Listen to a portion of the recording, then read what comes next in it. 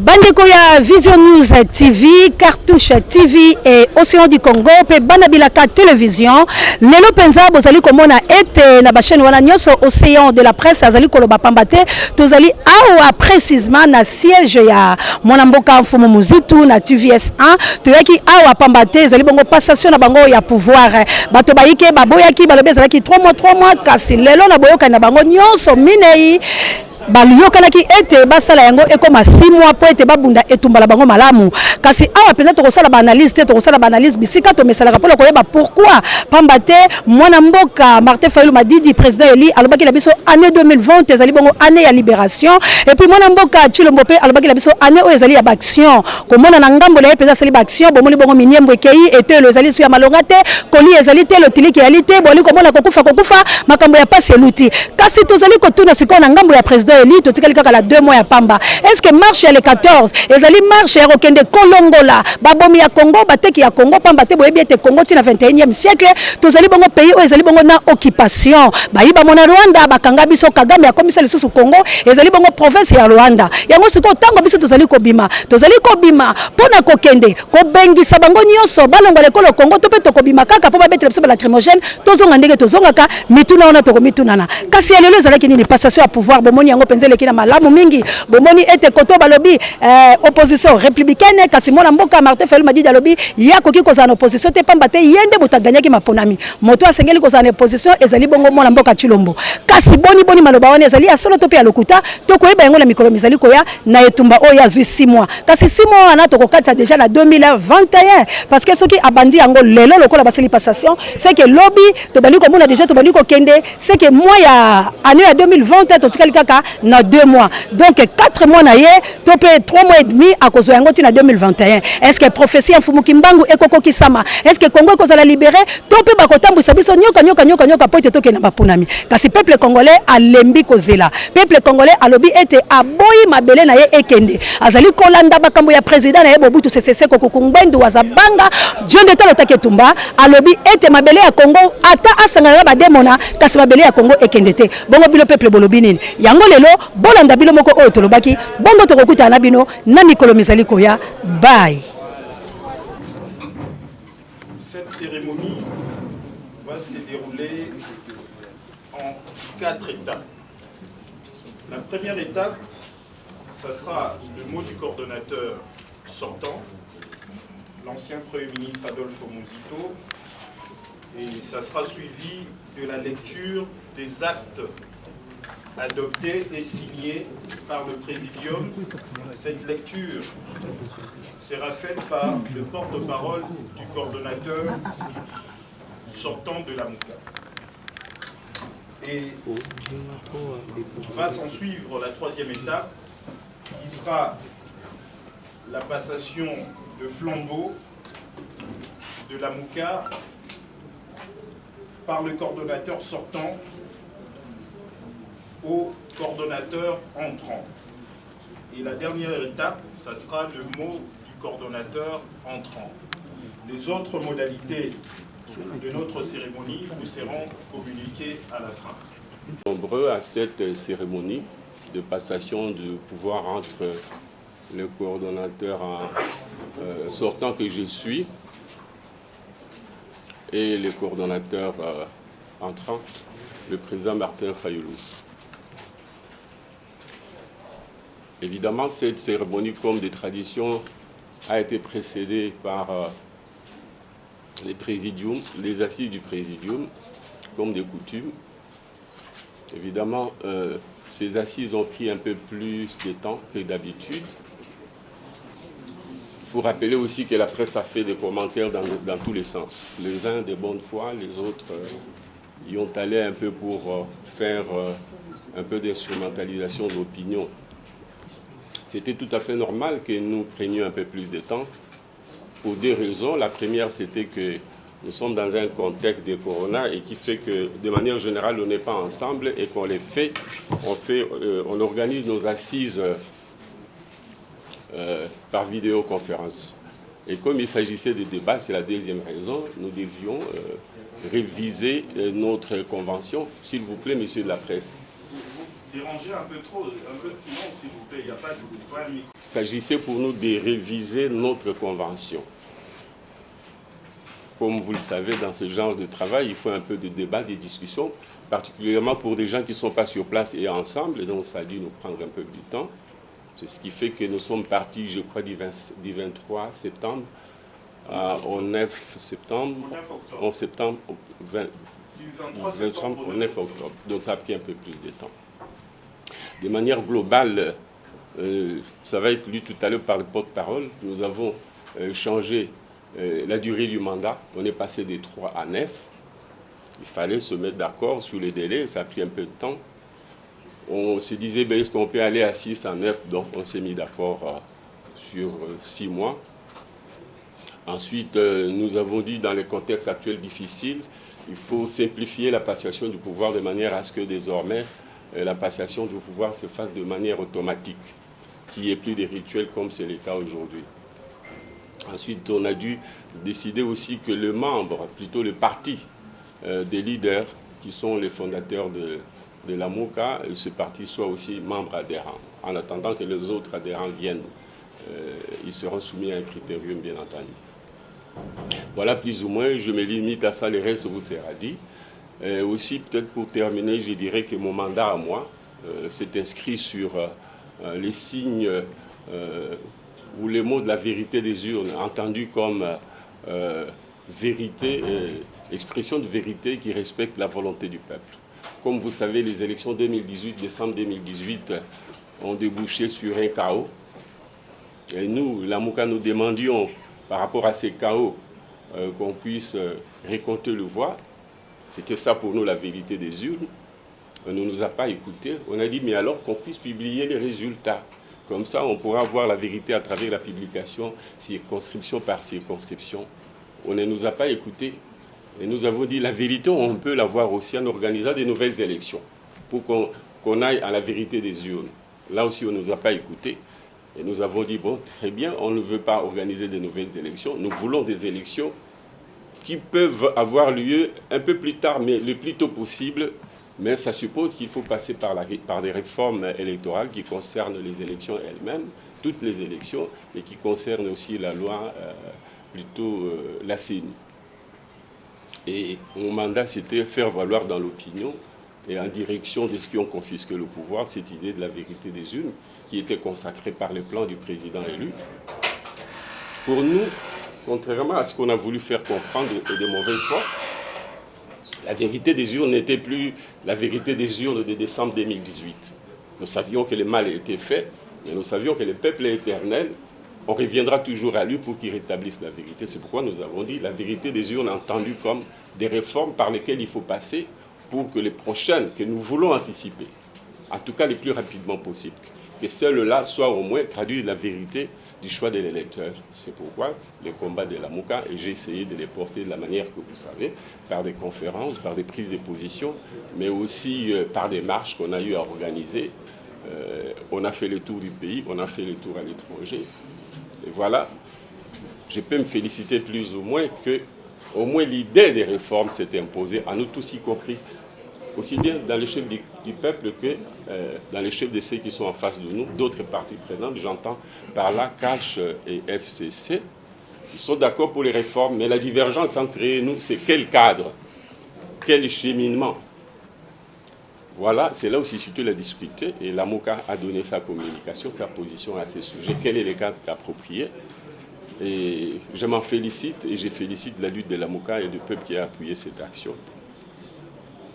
Je vais passer la parole au porte-parole pour qu'il lise les décisions. Premièrement, la convention, la décision concernant la révision de la convention, de notre convention.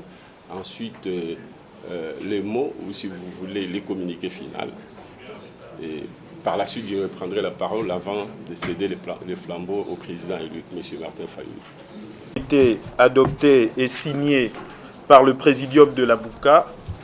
Le premier acte, c'est la décision numéro 001 presse la MOCA 10/2020 du 5 octobre 2020 modifiant la convention du 27 avril 2019 portant création de la plateforme politique Lamouka.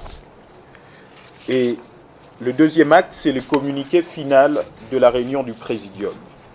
Je commence par lire la décision portant modification de la convention du 27 avril 2019 de Lamouka.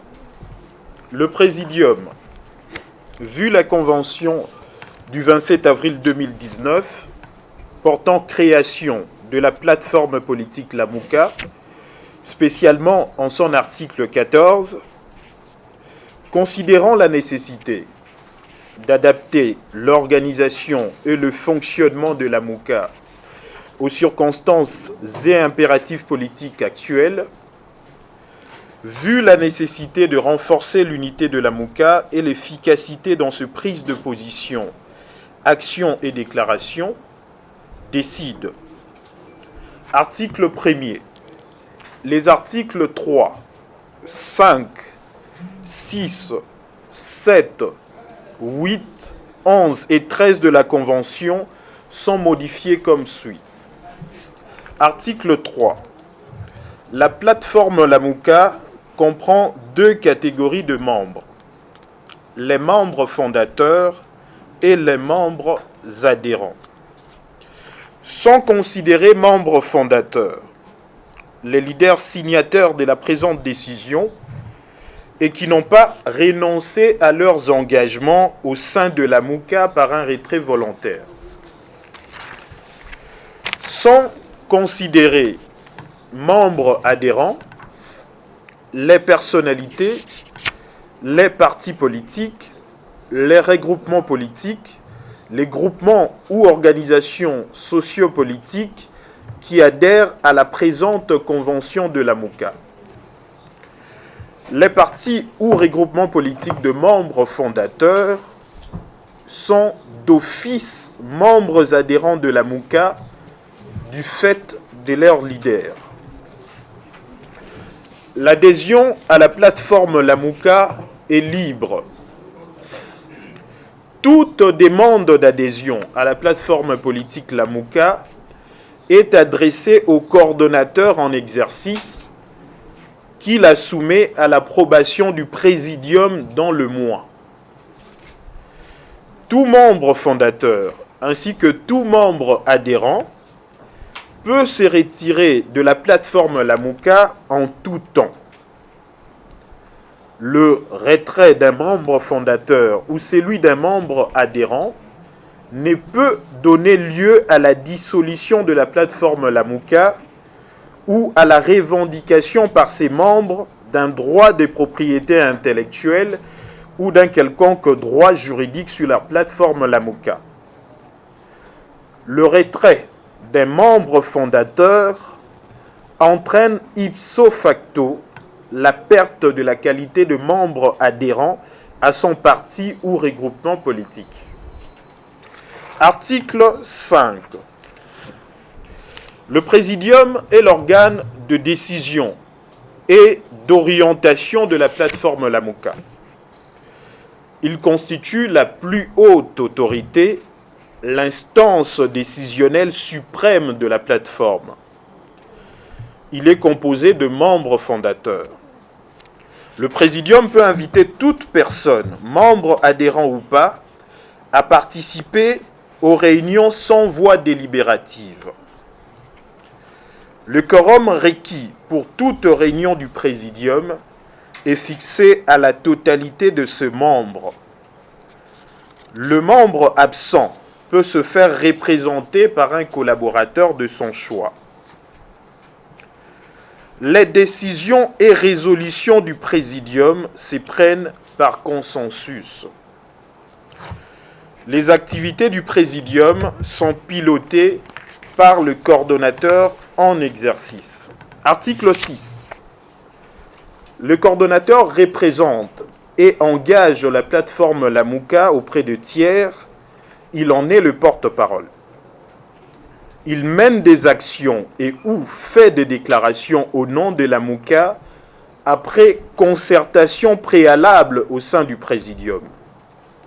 Toutefois, chaque membre fondateur ou adhérent garde son autonomie ainsi que sa liberté d'action et peut se prononcer politiquement en son nom propre, à celui de son parti ou de son regroupement politique dans le strict respect de 4 axes fondamentaux de la MOCA. La coordination du présidium est tournante tous les 6 mois, selon l'ordre déterminé par le présidium. À la fin du mandat du coordonnateur en exercice, la passation de pouvoir est automatique. Elle n'est pas sujette à une cérémonie officielle. Le coordonnateur statue par voie de décision. Article 7. La cellule politique a pour mission d'accompagner politiquement le coordonnateur du présidium dans l'exercice de ses attributions. Elle prépare notamment tous les dossiers politiques devant faire l'objet des délibérations du présidium. La cellule politique est composée de délégués de membres du présidium et de membres adhérents. Elle peut, selon le besoin, faire appel à des compétences ou à des expertises extérieures à la plateforme La MOCA, voire au sein de forces politiques composant la plateforme. Le nombre de membres de la cellule politique, ainsi que le quota de membres fondateurs et des membres adhérents, sont fixés par le présidium. La cellule politique est présidée par un délégué du coordonnateur en exercice. Article 8. Le secrétariat technique assure la gestion administrative de la plateforme La MOCA.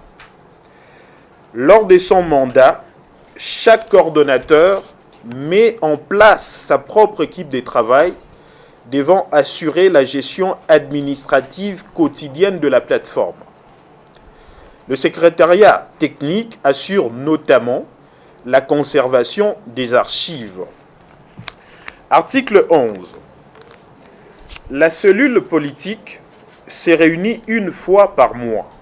Elle s'est réunie également une semaine avant chaque réunion du présidium.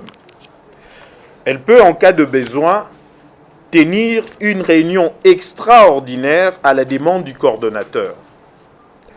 Les propositions de la cellule politique sont prises par consensus et transmises au coordonnateur. Article 13. Tout manquement aux objectifs de la plateforme La MOCA par un membre fondateur ou par un membre adhérent est soumis au présidium pour traitement. Article 14. Les présentes modifications à la Convention entrent en vigueur à la date de la signature de la présente décision par les membres du présidium. Fait à Kinshasa le 5 octobre 2020, le présidium, par les leaders Jean-Pierre Bemba, Martin Fayulu, Moïse Katumbi et Adolphe Mozito. Deuxième acte, c'est le communiqué final de la réunion du présidium qui s'est déroulée du 23 septembre au 9 octobre 2020. Le communiqué final contient 15 points. Premier point.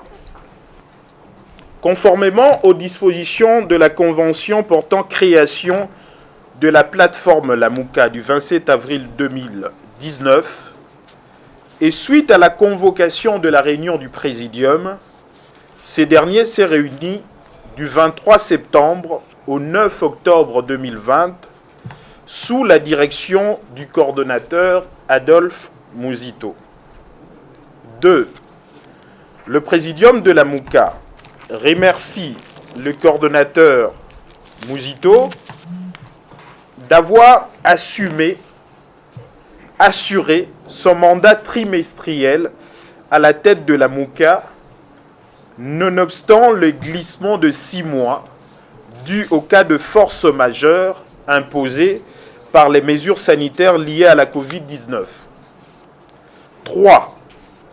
Le Présidium a révisé sa convention du 27 avril 2019 pour adapter son organisation et son fonctionnement aux circonstances et impératifs politiques actuels, modifiant les articles 3, 5, 6, 7, 8, 11 et 13.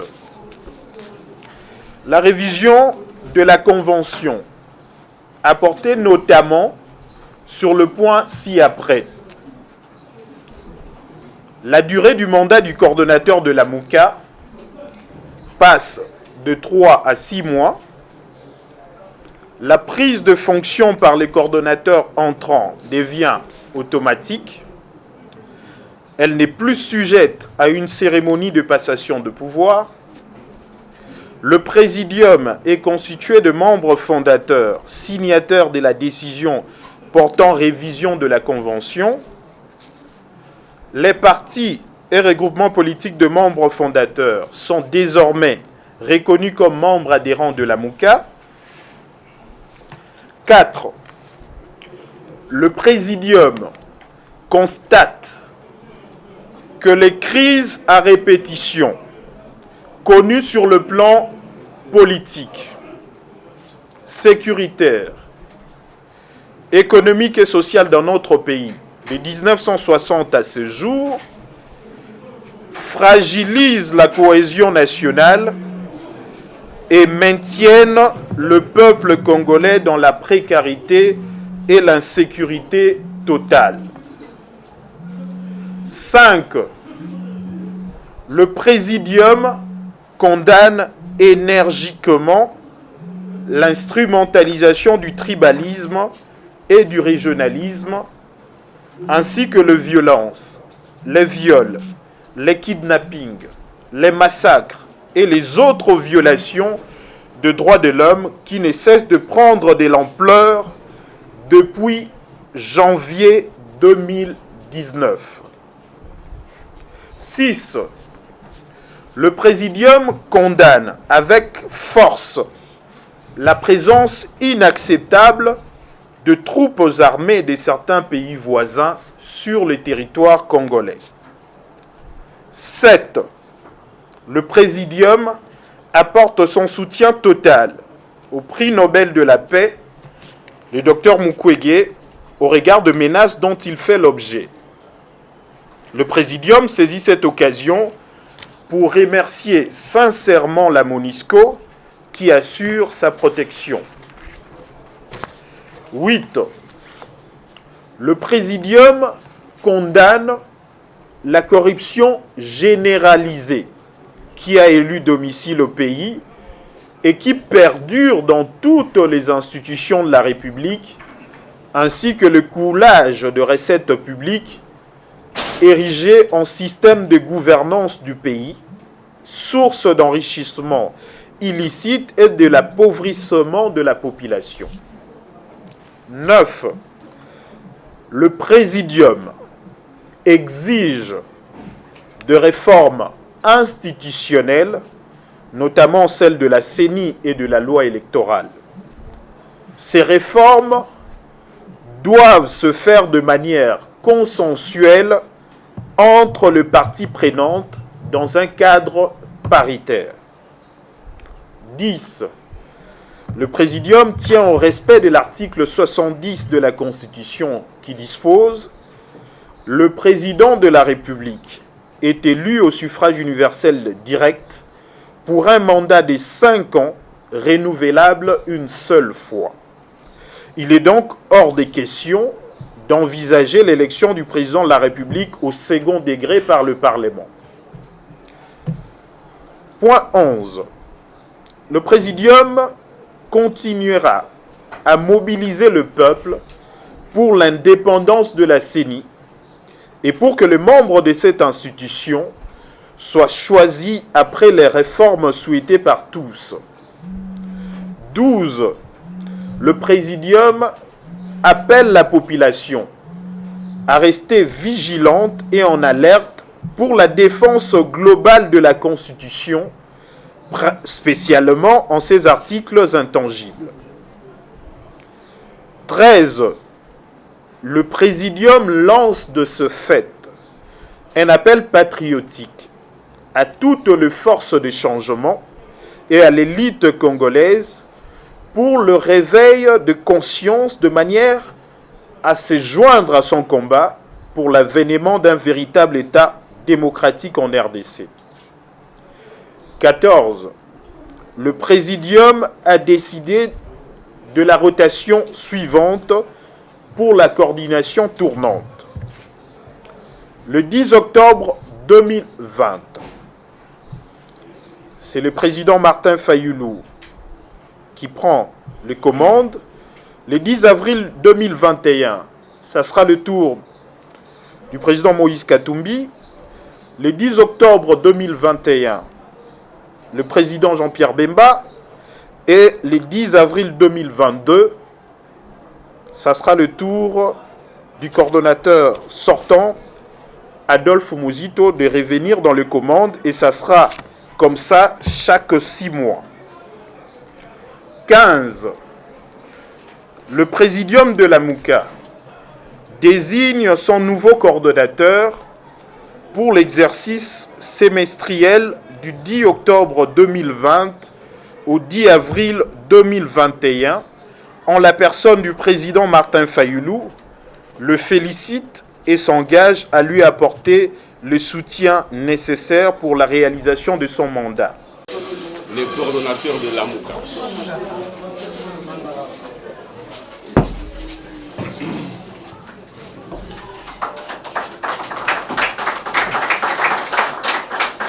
Merci. Je te salue. Merci beaucoup.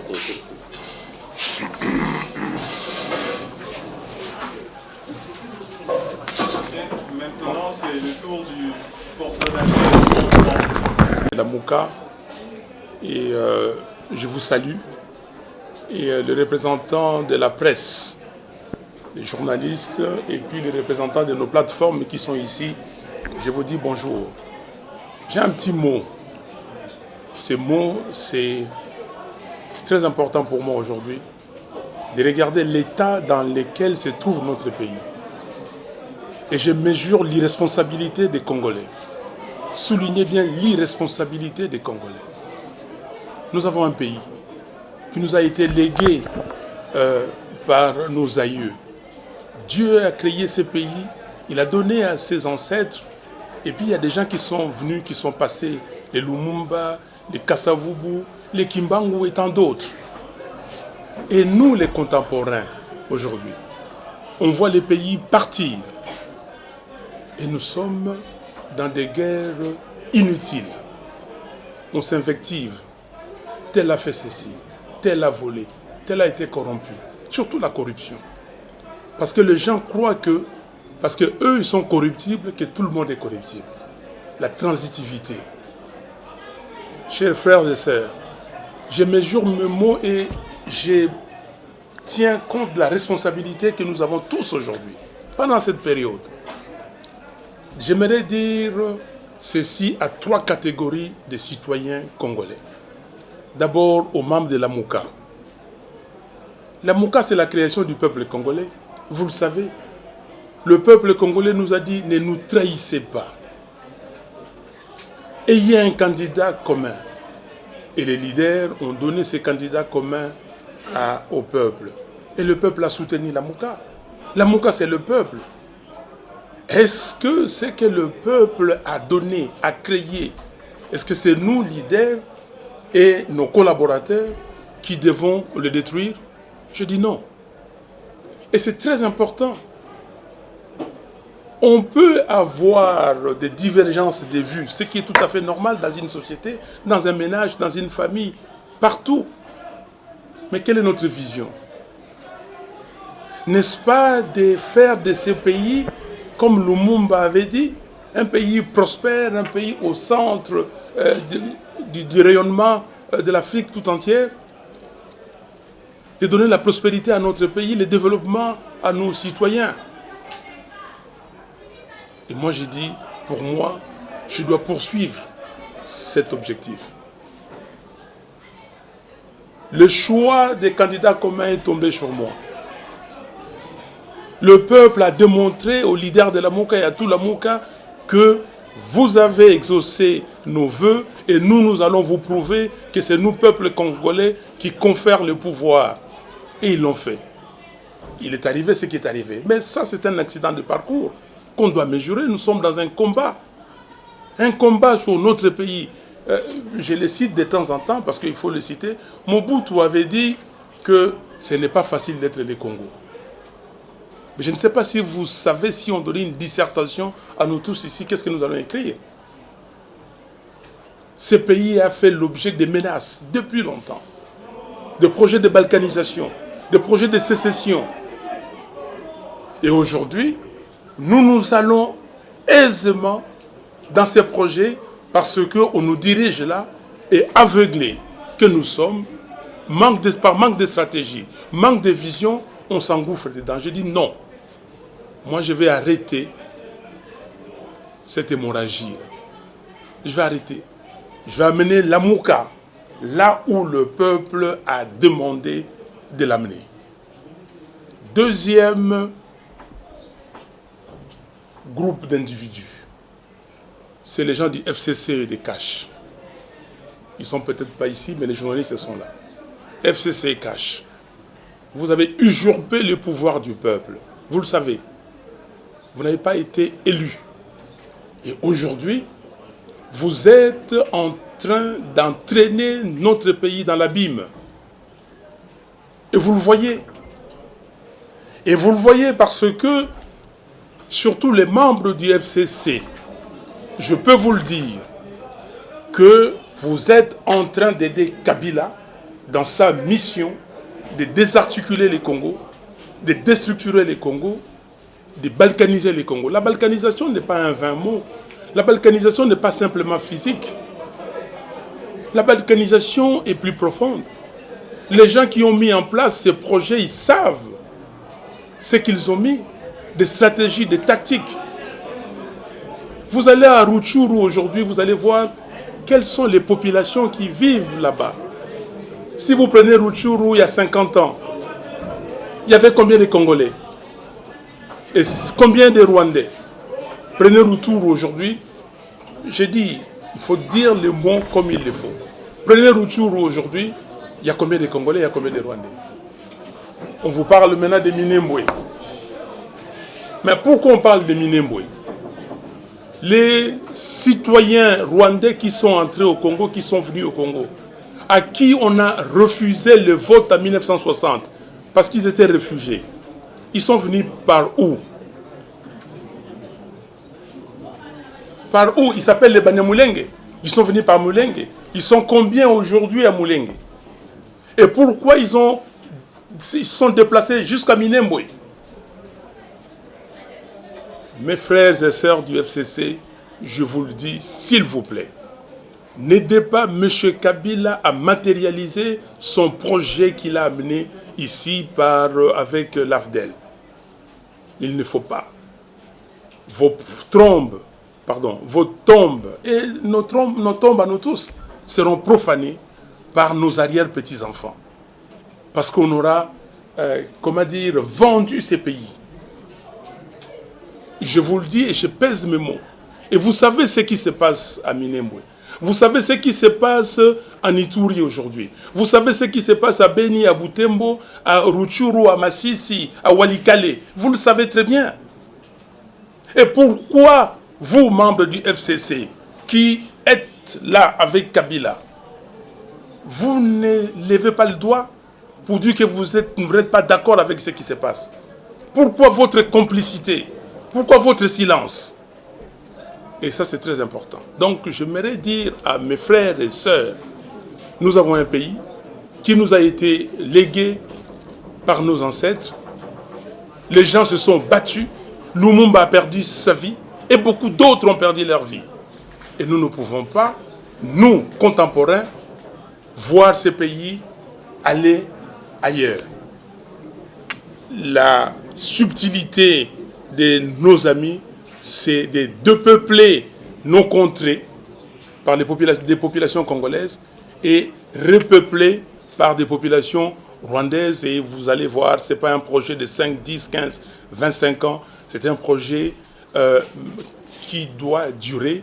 Un jour, on viendra ici, on vous dira référendum d'autodétermination. Donc, chers frères et sœurs, ressaisissez-vous pour que nous puissions rebâtir notre pays. Je parle maintenant au mouvement citoyen, à la société civile. Je félicite les mouvements citoyens. Grâce à ces mouvements qu'il y a ces réveils de conscience, cet éveil de conscience. Et grâce à ces mouvements citoyens qu'on voit que le peuple, de temps en temps, s'est dit, mais tiens, l'espoir n'est pas perdu. Continuez le travail. S'il vous plaît, chers frères et sœurs des mouvements citoyens, ne dérapez pas. Ne soyez pas tentés par la corruption. La société civile, faites un travail intéressant, mais ne soyez pas partisans. Ne soyez pas partisans parce que quand c'est la personne que vous aimez et que vous soutenez, vous vous taisez. Et aujourd'hui, je ne comprends pas. Je ne comprends pas le silence de la société civile sur ce qui se passe à Minembwe. Je ne comprends absolument pas. Je ne suis pas, moi, de l'opposition républicaine ou tout ça. Je ne comprends pas comment est-ce qu'aucun membre de la société civile n'a pas encore demandé la démission de M. Rouberois. Je ne comprends pas. Je ne comprends pas. M. Rouberois n'a pas sa place. Il n'a pas sa place dans ce gouvernement, même s'il est illégitime. Il n'a pas sa place pour désarticuler les Congos. Des gens ont perdu leur vie ici. Et quelqu'un vient s'amuser de nous, et nous sommes Congolais. J'entends les gens dehors là-bas crier. Mais vous criez pourquoi? Votre voix, ça sert à quoi? C'est le moment de se battre. C'est le moment de se battre pour défendre les intérêts de ces pays. Vous avez des gens que vous envoyez en Europe, aux États-Unis étudier, avec des bourses. Et ces gens ont des passeports congolais, mais ils ne parlent aucune langue du Congo. Et vous trouvez ça normal? Et vous vous taisez ici? Vous dites que moi je suis tel, moi je suis tel, je combats Fayoulou. Vous le combattez pourquoi? Vous le combattez pourquoi? Parce que, comme me disait Etienne Tshisekedi, on vous distrait. Vous voulez les masolos, et c'est ça les masolos qu'on vous donne, surtout vous les journalistes. Chers amis, regardez-moi en face. J'aurai 64 ans dans 2 mois. Ok? Il n'existe personne sur cette terre des hommes qui m'a donné 1 franc indûment. Il n'existe pas, il n'existera jamais. Je peux lever la main et vous le dire ouvertement. Googlez. Je peux vous donner les pays, tous les pays où j'ai travaillé. Demandez, je pouvais être millionnaire aujourd'hui. Si je ne le suis pas, parce que je crains Dieu. Je parle maintenant à l'élite congolaise. L'élite congolaise a totalement déçu. L'élite congolaise a démissionné. L'élite congolaise, où est l'élite? Où est l'élite? On parle de Minembwe. Où est l'élite congolaise? Où est des gens qui étaient ici formés par les cardinals Maloula? Où est l'élite congolaise? La succession. L'élite congolaise. Il y a des gens chez eux qui travaillent, qui organisent des sessions de formation. Des sessions pour expliquer aux gens ce qui se passe. Dieu merci que nous avons le docteur Mukwege. Dieu merci. Et je remercie l'Éternel pour ça. On ne peut pas laisser tous les combats à un seul individu. On ne peut pas laisser les combats à un seul individu. Où est l'élite congolaise pour nous parler des rapports mapping? Pourquoi on ne parle pas des rapports mapping? Où est les journalistes congolais pour parler des rapports mapping? J'ai suivi hier sur Radio France Internationale dans l'émission Géopolitique, les rapports mapping.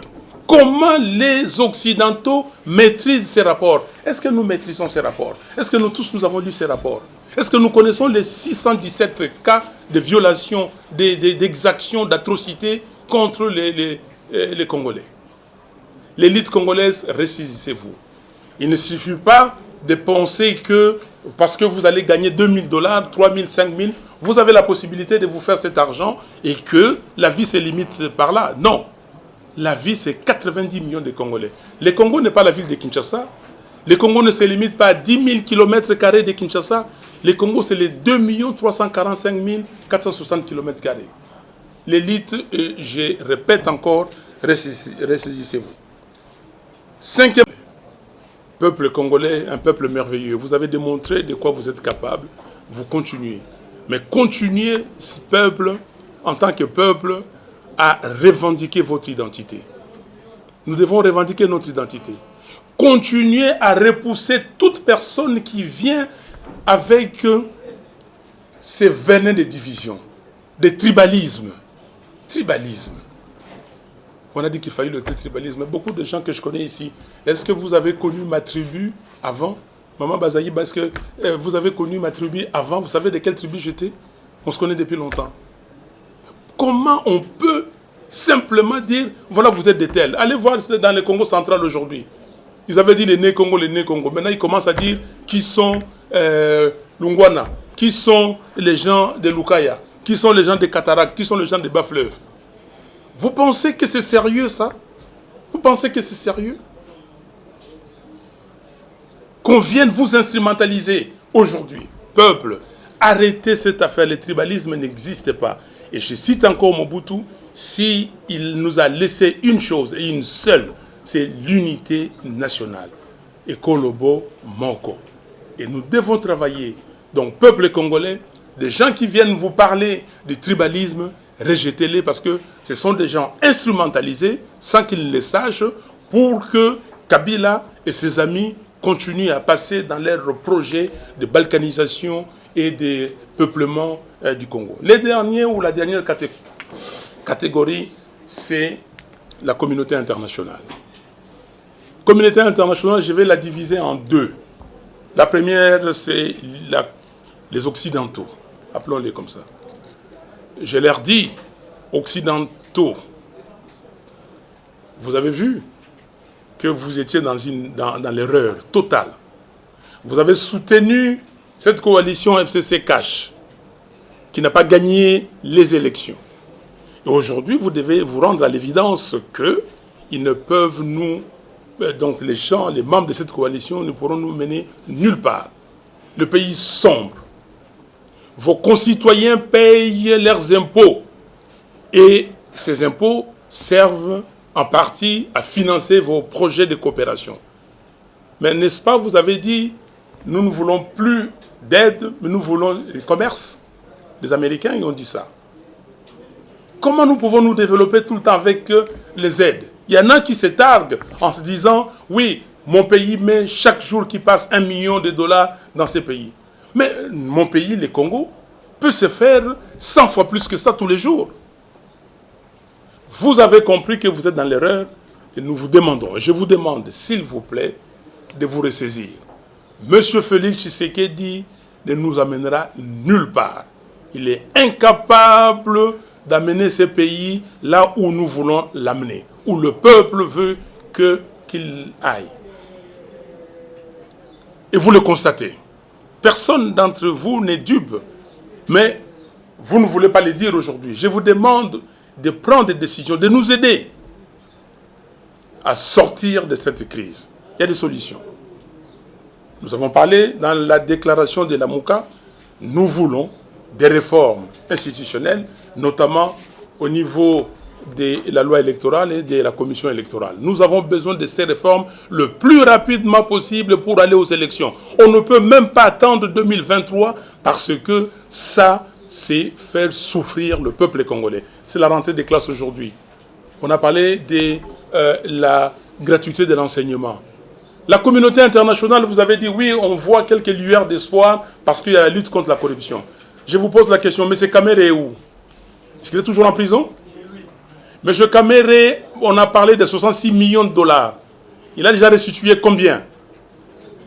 Le projet de 100 jours, plus de 400 millions de dollars.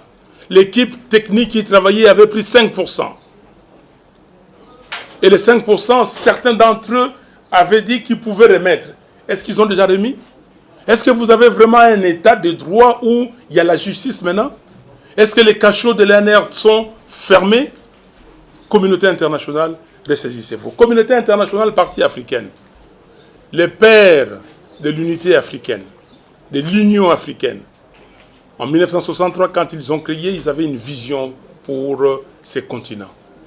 Et nous avons besoin des continents. Nous avons besoin de vous en tant que frères et sœurs. Ne laissez pas les Congos. Ne pensez pas que les Congos démantelés, c'est une solution pour l'Afrique. La charte de l'Union africaine est très claire.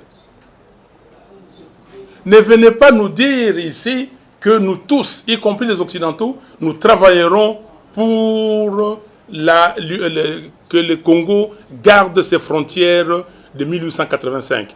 C'est un langage que nous comprenons. Et c'est un langage de saupoudrage. C'est un langage pour nous mettre le beurre sur les lèvres, du miel sur les lèvres. Parce que la balkanisation a pris une autre forme.